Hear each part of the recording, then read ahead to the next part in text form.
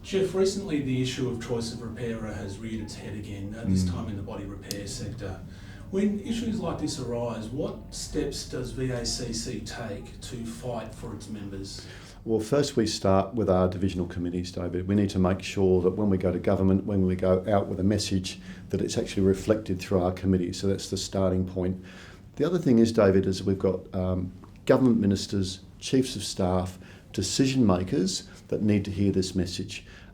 As you know, over the last year, we've become very, very active on LinkedIn, on Facebook, with a much broader social media platform, and that's had great effect. The feedback that I'm getting at the moment is very positive, but even more so when I go to government and somebody says to me, I saw that in the newspaper, I saw it on LinkedIn, making sure that people have got visibility of our issues. We know when we go to government, if they don't understand the issues, the things that we think are straightforward, but for people not in the industry, a lot of our issues are actually quite complex.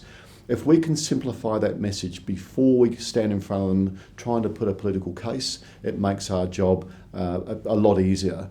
So in terms of our approach and process, it's multifaceted, David. It runs every type of media that we can grab hold of, including radio. But it's positioning us so that when we get in front of people that make decisions and change policy, they already have a background to the argument, and hopefully they understand part of that argument as well.